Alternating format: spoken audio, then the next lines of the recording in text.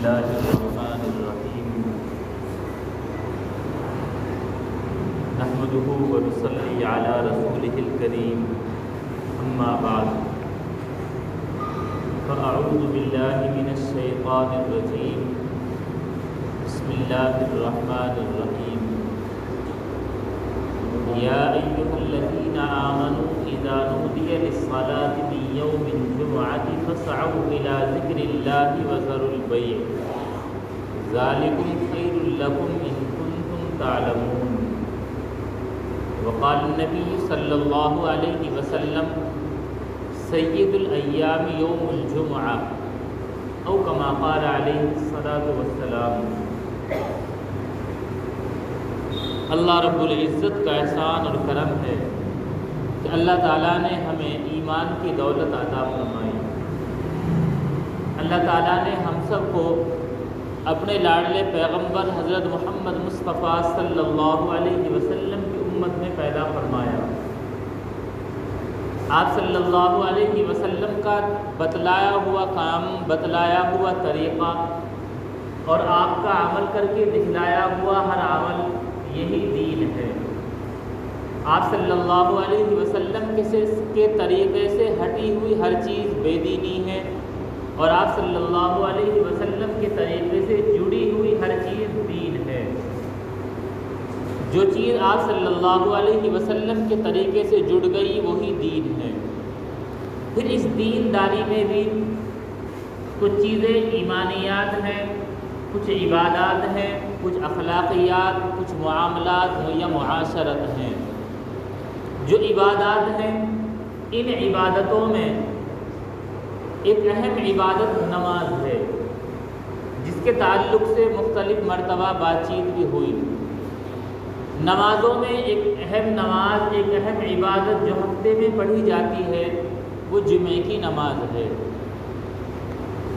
جمعے میں دو چیزیں ہوتی ہیں، ایک جمعے کا دن ہوتا ہے، ایک جمعے کی نماز ہوتی ہے. دونوں چیزوں کی فضیلتیں الگ الگ ہیں.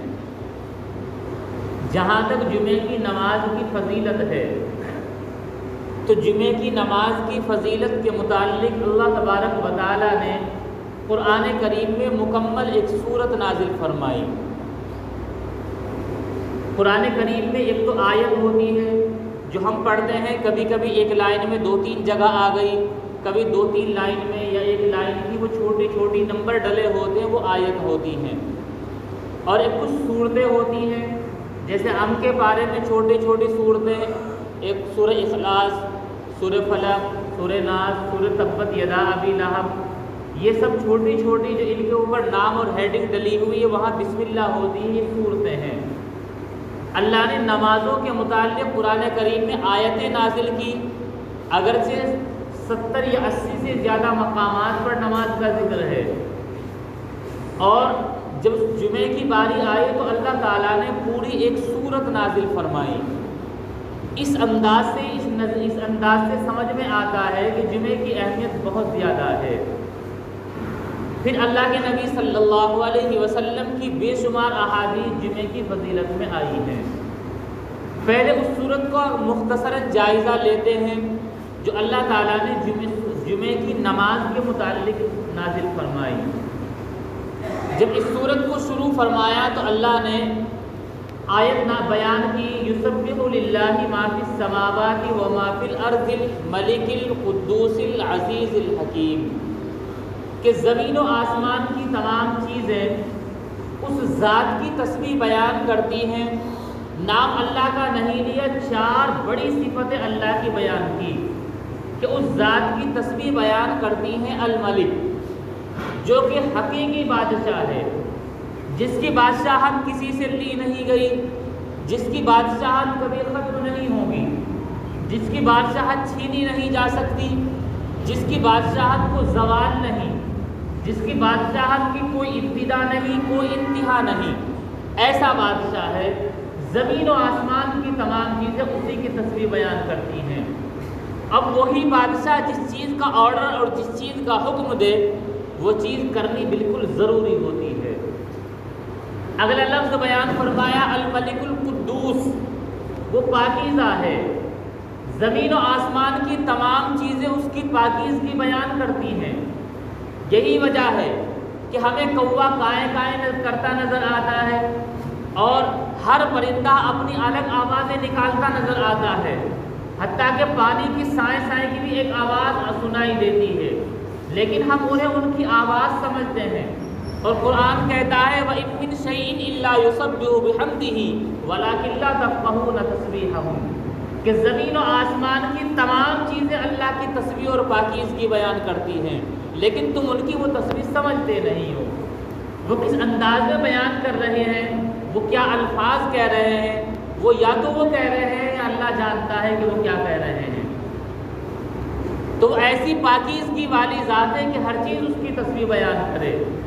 العزیز وہ بڑا زبردست ہے، ایسا زبردست کہ کوئی اس کے برابری کا نہیں، کوئی اس کے مقابلے کا نہیں، کوئی اس کا ہمسر نہیں۔ ایسا زبردست کہ جب وہ کسی چیز کا حکم دے تو ادھر آرڈر اور حکم کرنے کی دیر ہوتی ہے، وہ چیز فوراً ہو جاتی ہے۔ دنیا کی کوئی چیز اس کے لیے مشکل نہیں، چونکہ وہ زبردست ہے۔ الحکیم، ان تمام قدرتوں کے باوجود وہ بڑی حکمت والا ہے۔ کوئی اگر گناہ بھی کرے، نافرمانی بھی کرے تو فوراً سزا نہیں دیتا۔ کوئی اگر اس کی نافرمانی کرے پھر توبہ کرے اسے معاف بھی کر دیتا ہے، بڑی حکمت والا ہے۔ کوئی کتنا بڑا گناہگار ہو، کتنا بڑا سیاہکار ہو، اس کا رزق بند نہیں کرتا، وہ اپنی حکمت سے معاملے کو مؤخر کرتا ہے۔ حتیٰ کہ دنیا میں ظالم ظلم بھی کرتا ہے اور لوگ اس ظالم کے خلاف بددعا بھی کرتے ہیں، لیکن اللہ تعالیٰ اپنی حکمت سے سزا دیتے ہیں، لوگوں کے کہنے پر سزا نہیں دیتے۔ وہ ایسا حکمت والا ہے۔ بہرحال 4 صفتیں اللہ کی بیان کی اور پھر بیان کیا کہ زمین و آسمان کی تمام چیزیں اس ذات کی تسبیح بیان کرتی جو ایسی بڑی صفتوں والا ہے۔ اور یہ صفتیں بیان کرنے کے بعد پھر اللہ کے نبی صلی اللہ علیہ وسلم کی رسالت کے مقصد کو بیان کیا۔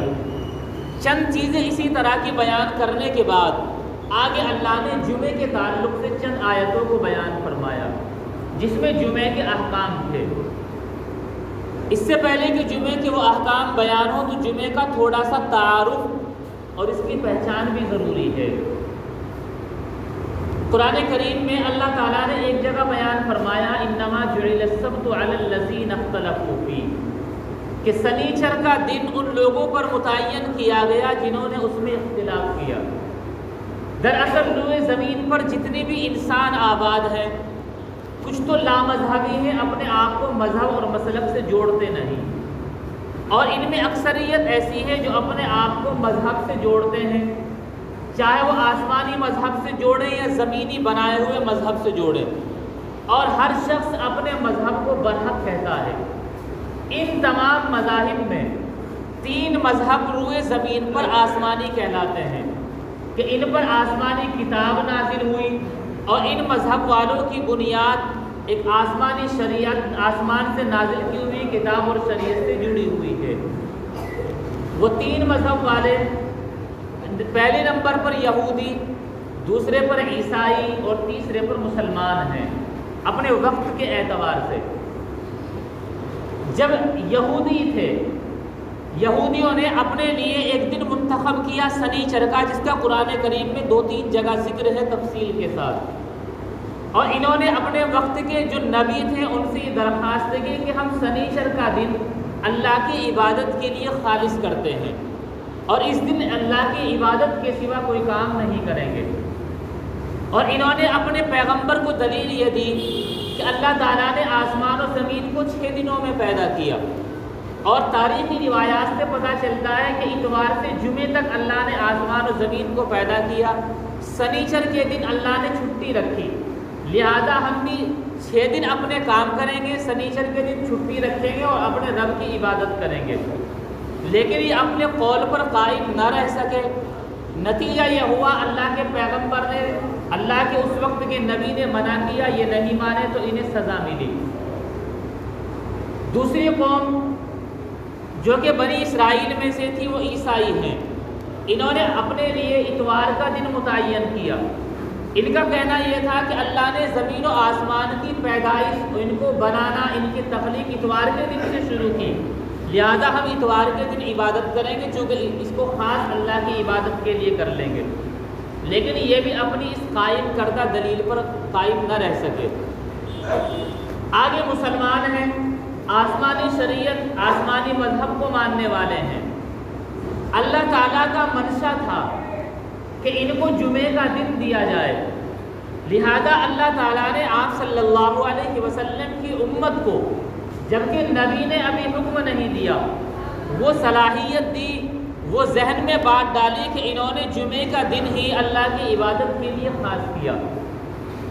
تفسیر قرطبی میں ایک واقعہ لکھا ہے کہ ابھی اللہ کے نبی صلی اللہ علیہ وسلم نے ہجرت نہیں فرمائی، مکہ المکرمہ کے اندر ہیں، اور مذہب اسلام مدینہ منورہ میں پہنچ گیا، تو وہاں مسلمانوں نے آپس میں ایک مشورہ کیا۔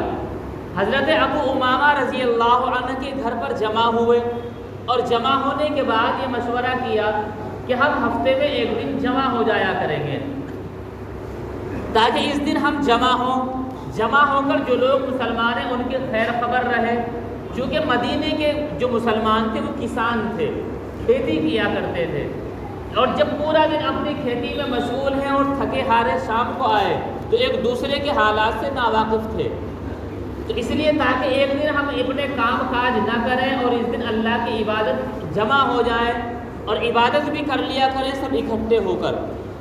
تو حضرت ابو امامہ رضی اللہ عنہ کے گھر جمع ہوئے۔ حضرت اسد بن زرارہ رضی اللہ عنہ نے جب یہ سب باتیں ہو چکی، انہیں 2 رکعت نماز پڑھائی کہ جب جمع ہو گئے تو اللہ کے لیے 2 رکعت نماز پڑھ لیں، اور اس طرح نماز ایک ہفتے میں جمع ہو جایا کریں گے، اکٹھے 2 رکعت نماز پڑھا کریں گے، اور پھر ایک دوسرے کے حال چال جان لیا کریں گے۔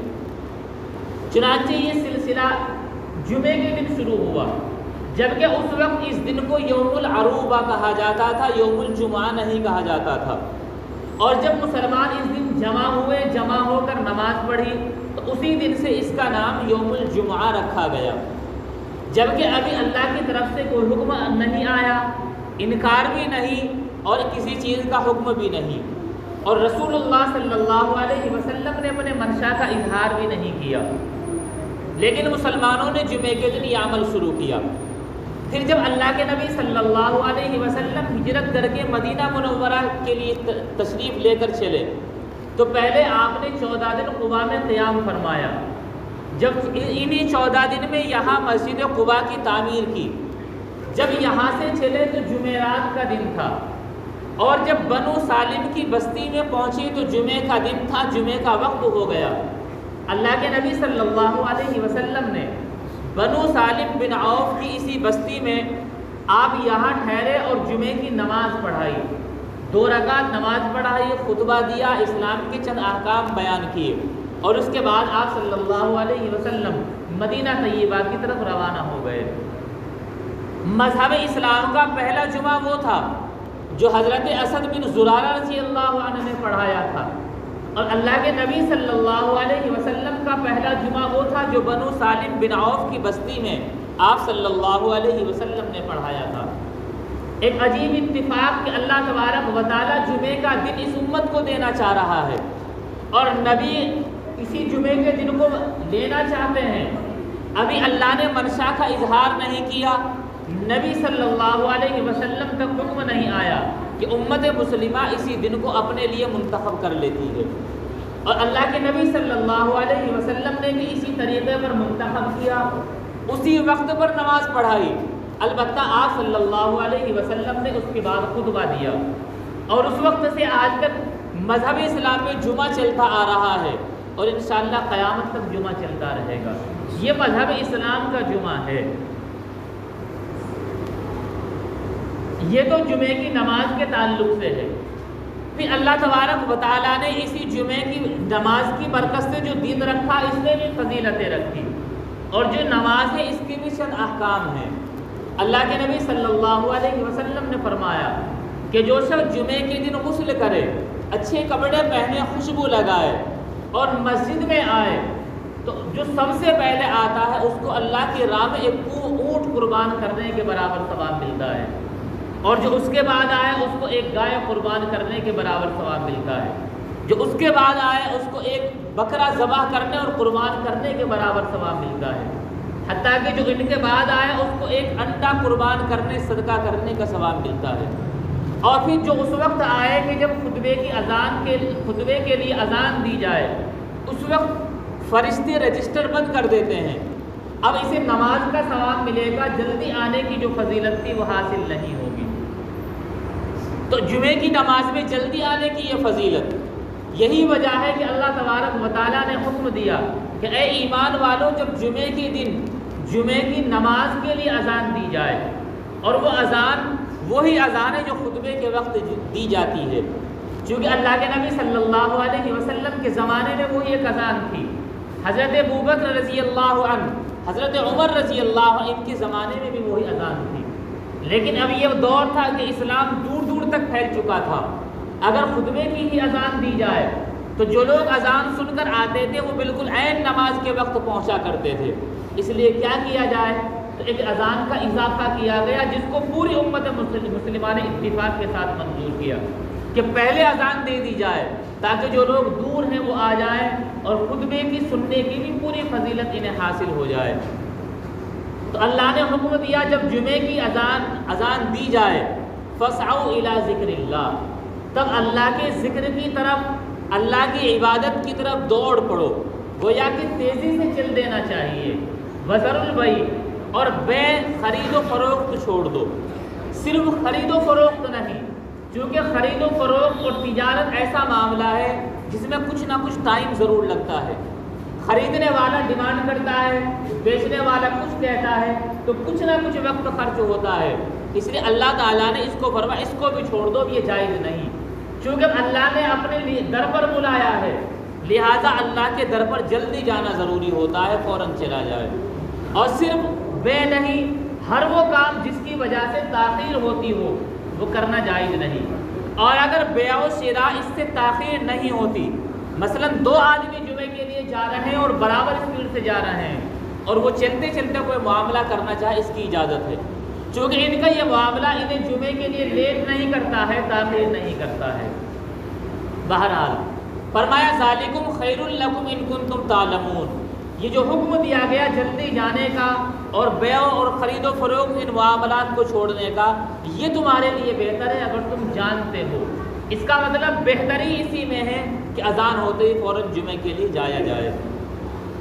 آگے چند احکام جو کہ خطبے سے متعلق بھی ہیں، ایک واقعے سے متعلق بھی ہیں، مختصراً یہ ہے، اس میں حکم دیا گیا کہ خطبہ مکمل سننا چاہیے جس کا خلاصہ ہے۔ اسی وجہ سے علماء نے لکھا ہے کہ جمعے کے لیے جس طرح صحیح ہونے کے لیے 2 خطبے دینا شرط ہے، اگر جمعہ پڑھا گیا خطبہ نہیں دیا گیا، ذرا سا بھی نہیں پڑھا گیا تو جمعہ صحیح نہیں ہوگا، خطبہ دینا ضروری ہے۔ اسی طریقے پر خطبے کا سننا بھی ضروری ہے، کوشش کرنی چاہیے کہ ایسے وقت تو کم از کم پہنچ جائے کہ خطبہ ضرور سنیں، اور خطبہ جب سننا کا وقت آئے، یہی وجہ ہے کہ جب خطبہ سننا بھی ضروری ہے تو خطبے کے دوران بات چیت کرنا گناہ ہے، حتیٰ کہ تسبیح پڑھنا بھی جائز نہیں ہے۔ اس وقت سننا ہی اصل عمل ہے، پڑھنا نہیں، اس وقت خاموشی سے سنا جائے۔ اب ایک مسئلہ یہ ہے کہ خطبے کے دوران اللہ کے نبی صلی اللہ علیہ وسلم کا نام آئے تو درود شریف بھی تو پڑھنا ہے، تو حکم یہ ہے کہ من میں درود شریف پڑھا جائے گا۔ من میں درود شریف پڑھنے سے دونوں کام ہو جائیں گے کہ درود شریف بھی پڑھا جائے گا اور خطبہ سننے میں جو بولنے سے منع کیا گیا وہ بات بھی ہو جائے گی، خاموشی کے ساتھ سنا جائے گا۔ اور یہ خطبے کے جمعے کے متعلق سے چند احکام ہیں۔ پھر جمعے کے دن کے متعلق اللہ کے نبی صلی اللہ علیہ وسلم کی ایک حدیث ہے، آپ صلی اللہ علیہ وسلم نے فرمایا، جمعے کے تعلق سے چند باتیں ذکر کی، فرمایا کہ اللہ تعالیٰ نے جمعے کے دن ہی حضرت آدم علیہ السلام کو پیدا فرمایا، جمعے کے دن ہی حضرت آدم علیہ السلام کو زمین پر اتارا گیا، اور جمعے کے دن ہی حضرت آدم علیہ السلام کی وفات ہوئی۔ تینوں اہم کام جو کہ انسانوں کے سب سے پہلے والد اور باپ حضرت آدم کے ساتھ تھے وہ جمعے کے دن ہوئے۔ اور آگے فرمایا جمعے کے دن ایک ایسی گھڑی آتی ہے جس میں بندہ اللہ تعالیٰ سے جو مانگتا ہے اللہ تبارک و تعالیٰ اسے وہ ضرور عطا کرتے ہیں۔ تو گویا کہ جمعے کے دن ایک گھڑی قبولیت کی ہوتی ہے۔ اب یہ کون سی گھڑی ہے؟ اس کے متعلق بعض روایتوں سے اشارہ ملتا ہے کہ وہ عصر کے بعد کی گھڑی ہے۔ علماء نے 2 گھڑی لکھی ہیں کہ جمعے کے دن 2 گھڑی آتی ہیں جن میں ایک نہ ایک گھڑی قبولیت کی ضرور ہے۔ یا تو وہ دونوں خطبوں کے درمیان جب امام کچھ دیر کے لیے بیٹھتا ہے، جو بیٹھنا سنت ہے، اس وقت جو مانگا جائے اللہ تبارک و تعالیٰ کے یہاں وہ گھڑی قبولیت کی ہوتی ہے۔ لیکن اس کے لیے بھی ایک حکم علماء نے لکھا ہے۔ ایک تو یہ کہ زبان سے دعا نہ کی جائے، من میں دعا کی جائے۔ دوسرا یہ کہ ہاتھ اٹھا کر نہیں، کیونکہ اللہ تو علیم بذات الصدور، دل کے حال کو جانتا ہے۔ من میں اسی طرح مانگ لی جائے، اللہ تبارک و تعالیٰ قبول فرماتے ہیں۔ دوسری گھڑی جو جمعے کے دن قبولیت کی ہے وہ غروب آفتاب، سورج چھپنے سے تھوڑی سی دیر پہلے کا وقت ہے، کہ ان 2 گھڑیوں میں سے کوئی نہ ایک گھڑی ضرور ہوتی ہے جو کہ قبولیت کی ہے۔ 5ویں چیز اللہ کے نبی صلی اللہ علیہ وسلم نے ارشاد فرمائی کہ اسی دن قیامت قائم ہوگی، یعنی جب قیامت آئے گی وہ جمعے کا دن ہوگا۔ یہی وجہ ہے کہ جب جمعے کا دن ہوتا ہے تو زمین اور آسمان، ان کے درمیان کی تمام مخلوق، تمام چرندے پرندے اس دن گھبراہٹ کا شکار رہتے ہیں، کہیں ایسا نہ ہو کہ یہ وہی جمعے کا دن نہ ہو جس دن قیامت آنے والی ہو۔ یہ 5 باتیں اللہ کے نبی صلی اللہ علیہ وسلم نے جمعے کے تعلق سے بیان فرمائی۔ اللہ کے نبی صلی اللہ علیہ وسلم نے جمعے کے دن کو تمام دنوں کا سردار کہا کہ یہ تمام دنوں کا سردار ہے، اور آپ نے یہ بھی فرمایا کہ یہ تمام دنوں کا سردار ہے اور اس کی عظمت اللہ تبارک و تعالیٰ کے نزدیک تمام دنوں سے بڑھ کر ہے۔ اور آگے یہ بھی فرمایا حتیٰ کہ عید الفطر اور عید الاضحیٰ ان سے بھی بڑھ کر اللہ تبارک و تعالیٰ کے یہاں جمعے کے دن کی فضیلت ہے اور جمعے کے دن کا مقام ہے۔ علماء کرام نے جمعے کے دن کے چند اعمال لکھے ہیں۔ ان اعمال میں خاص عمل یہ بھی ہے کہ جمعے کے دن یا جمعے کی رات میں درود شریف کی کثرت کرنی چاہیے، زیادہ سے زیادہ درود شریف پڑھنا چاہیے، کیونکہ اللہ کے نبی صلی اللہ علیہ وسلم نے فرمایا جو شخص جمعے کے دن میں یا رات کا بھی غالباً تذکرہ ہے مجھ پہ زیادہ درود بھیجتا ہے تو میں قیامت کے دن اس کے لیے شفاعت کروں گا، اسے میری شفاعت حاصل ہوگی۔ اس لیے درود شریف زیادہ پڑھنا چاہیے۔ اور ایک روایت میں یہ بھی ہے کہ ایک درود شریف ہے اللہم صلی علی محمد النبی الامی وعلی آلہ وسلم تسلیما۔ اگرچہ مستحب امر ہے کہ جو شخص جمعے کے دن عصر کی نماز کے بعد اسی جگہ بیٹھے بیٹھے 80 مرتبہ یہ درود شریف پڑھتا ہے، اللہ تبارک و تعالیٰ اس کے 80 سال کے گناہ معاف فرماتے ہیں اور 80 سال کی نفل عبادت کا ثواب اسے ملتا ہے۔ یہ فضیلت ہے، اس لیے درود شریف زیادہ پڑھنی چاہیے۔ ایک فضیلت یہ ہے کہ جمعے کے دن سورہ کہف کی تلاوت ضرور کرنی چاہیے، کہ جو شخص جمعے کے دن سورہ کہف کی تلاوت کرتا ہے اللہ تبارک و تعالیٰ کی طرف سے اسے ایک نور ملتا ہے جو اگلے جمعے تک اور مزید 3 دن یعنی 10 دن کے لیے خاص نور ملتا ہے۔ اور ایک روایت میں ہے کہ اگر جس ہفتے اس نے سورہ کہف پڑھی ہے اگر اس ہفتے دجال بھی نکل آئے تو یہ دجال کے فتنے سے بھی محفوظ رہے گا، جبکہ اس کا فتنہ اتنا خطرناک ہے کہ ہر نبی نے اپنی امت کو دجال کے فتنے سے ڈرایا ہے۔ ایسے خطرناک فتنے سے بھی اللہ تبارک و تعالیٰ اس سورت کو پڑھنے سے حفاظت کریں گے۔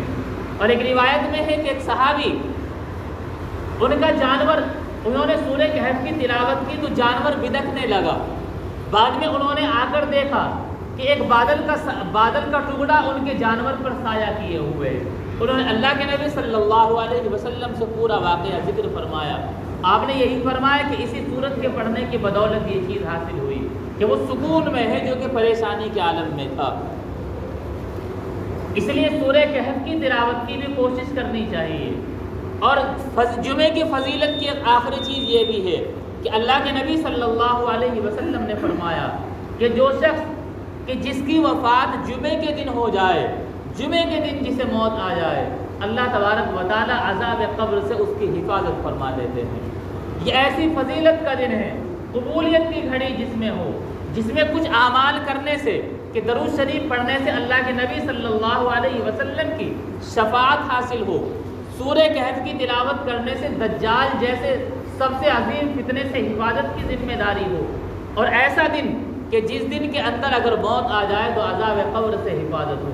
ہم سب کو اس دن کی قدر کرنی چاہیے۔ مختصر سے اعمال ہوتے ہیں، ان کو مکمل کرنا چاہیے۔ ایک آخری چیز یہ بھی ہے کہ جب جمعے کے دن ہم جمعے کے لیے آئیں تو نماز ہی پڑھ کر جانا چاہیے، رسم ادا کر کے نہ جانا چاہیے۔ رسم یہ ہے کہ آئے اور 2 رکعت پڑھی، یہ رسم ہے۔ چونکہ میں نے شروع میں جو بات کہی تھی کہ دین وہی ہے جو اللہ کے نبی صلی اللہ علیہ وسلم کا طریقہ ہے، اور اگر آپ صلی اللہ علیہ وسلم کے طریقے سے ہٹ گئے تو وہ دین نہیں رہتا، یا تو من مانی رہتی یا کوئی رسم رہتی ہے۔ اللہ کے نبی صلی اللہ علیہ وسلم کے طریقے کو سنت کہتے ہیں۔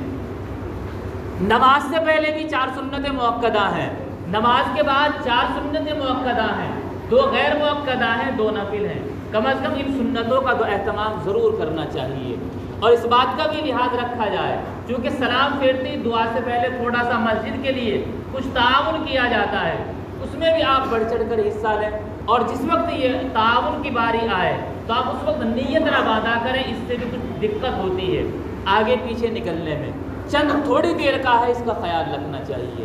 اللہ عمل کی توفیق عطا فرمائے۔ وآخر دعوانا الحمدللہ رب العالمین۔